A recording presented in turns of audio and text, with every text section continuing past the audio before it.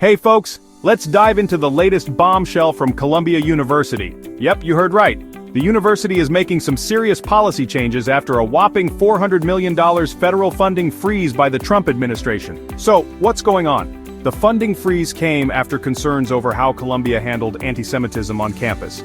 This was triggered by a series of pro-Palestinian protests that erupted after the October 7, 2023, Hamas attack on Israel. The Trump administration wasn't happy and decided to hit pause on the funds. In response, Columbia is making some big moves. First up, a mask ban during protests. Students can't wear face masks to hide their identities, but don't worry, there are exceptions for health and religious reasons. Columbia is also boosting campus security with 36 new officers who have arrest powers. Talk about stepping up. Next, academic oversight. A senior vice provost will now keep an eye on the Middle Eastern, South Asian, and African studies departments.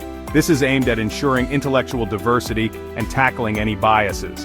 And that's not all. The university is tightening its disciplinary processes, especially around protests and student conduct. These changes are shaking things up quite a bit. Columbia's interim president, Katrina Armstrong, says they're committed to freedom of expression but also need to balance it with safety and inclusivity. Makes sense, right? But these moves have sparked a heated debate.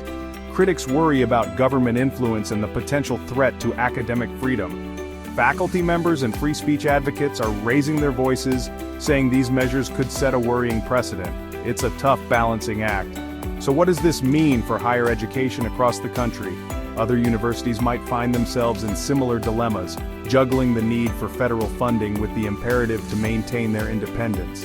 In the end, Columbia's changes highlight the complex landscape universities navigate today. As they strive for open dialogue and critical thinking, external pressures are real and challenging. That's all for now. We'll keep you posted as this story unfolds.